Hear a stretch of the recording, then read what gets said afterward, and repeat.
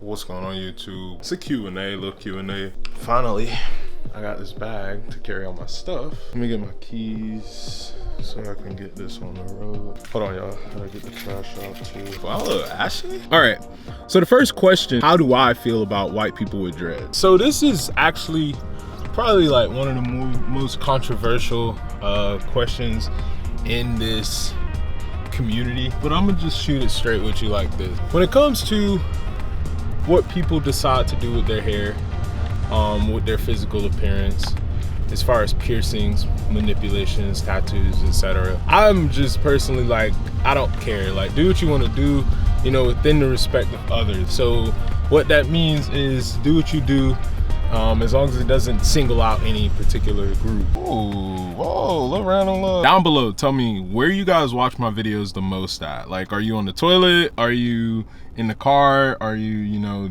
right before you go to bed? This particular question makes me think a lot. What would you say to yourself 10 years ago? I'm 23 now. I'm about to be 24 in next month. But that would have made me 14. I would tell myself at the age of 14, be you. So from 14 to like 16, I was very insecure because I had really bad skin. My teeth aren't perfect. I don't know, none of that stuff matters to me now. Granted, I work on my skin better, and now, I mean, my teeth are what they are. And if you haven't already, give the video a like. So what that does when you guys give the video a like, it tells YouTube, hey, this is a good video. So if you guys think it's a good video and you want more people to see it, give it a like. So the next question, what is your opinion on the Second Amendment? I feel like everyone should have the right to bear arms. If you ask me, the real control should be in the education. The places where people go to get their concealed carry classes, those places need to be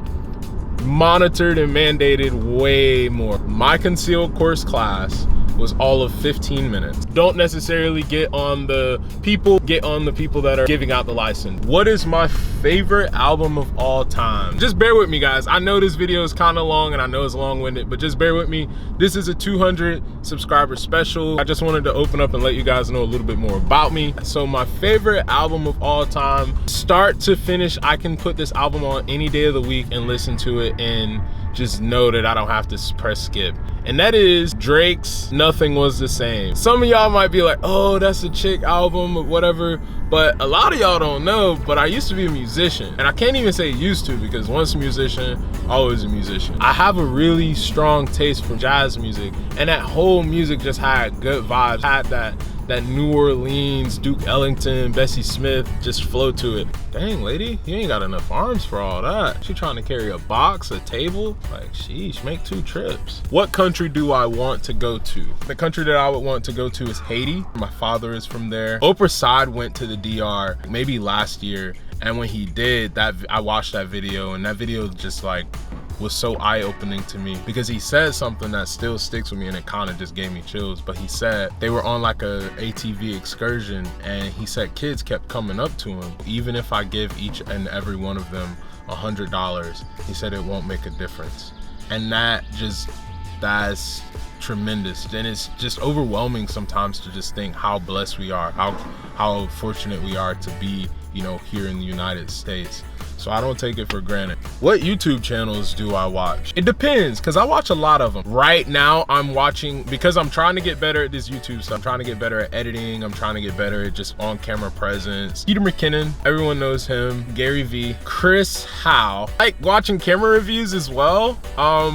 Potato Jet. Favorite movie and why? Taken 1 is my hands down favorite movie. I could watch that movie anytime. A close second would definitely have to be Remember the Titans. Just seeing the struggles that they went through with like the race and like the South and the tensions and all of that, seeing all of that. I like movies that depict that in its raw reality and not try to sweep it under the rug, and that movie did a very good job of, you know, showing it and putting out in the open. If you're new, if this is your first time watching any of my videos, go ahead and click that subscribe. We make Dreadlock videos here. I'm trying to switch it up and give you guys a little bit more like into my life. Most influential person in my life, the person that has had the greatest impact on my life, has been my grandmother. She instilled in me to be kind, to be courteous, to be a gentleman, to be caring, and just to be respectful. What is your biggest regret? My biggest regret, not being there for my father when he was dealing with leukemia. When my dad took sick, I was just now moving out. I just had moved out and I was living in Palaca, going to college, like a city over. I thought I knew everything, of course. And my parents, like any other parents, they had like their differences. When I was in high school, they had an issue that kind of drew a rift between us. And since that moment, like since then, I had kind of been like, I guess you could say vengeful. And I'm not saying this to be like, oh, I hated my dad or nothing like that, because my dad and I now, we're on great terms. And even at that time, we were on good terms, but the communication in the relationship was definitely not the same. I could have easily lost my dad. There were times where I didn't realize the severity of his sickness, and I just kept doing what I was doing and kind of just stood on the wayside. I'm so grateful to just still have my pops, because I know that if something would have happened to him in that period in time, I don't know what I'd be able to do. Like, I don't know if I'd be able to like stomach that, because I wasn't really communicating with him. He kind of reached out to me and I kind of blow it off. I see time and time again people constantly losing their people. So definitely love your people while you have them. That's something that I have to live with, but my dad is still here, luckily alive. Hopefully one day I can bring him on the channel. My biggest fear in life would have to be not reaching my full potential. I know that I have a purpose. I don't really like that question. I don't really have too many fears, like spiders and stuff like that. I don't view those as fears. So it's more of like a philosophical level for me. I kind of view it on like a deeper, what would your fear be? So that's one fear. This would be another one. My second fear would be on my deathbed and have any doubt. I don't want to get to the end of the road and be one of those people. But we only have so long on this earth, so I don't feel like we should waste it, you know, doing things that don't actually make us happy.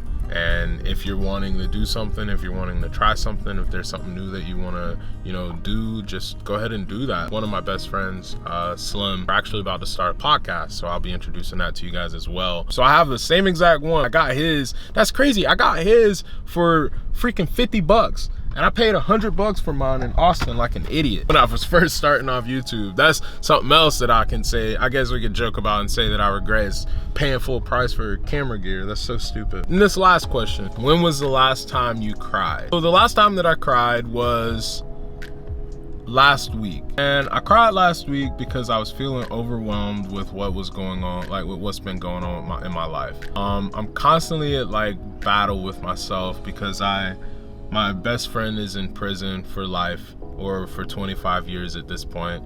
And my grandmother recently has been having some health issues, and I won't bring them to the channel, just not yet. It got to a point to where I was just like, man, crying is good, guys. I know it's not like the most masculine thing to do, but it's definitely necessary when you're wanting to regain your peace. And if something's been bothering you, don't be afraid to let it out.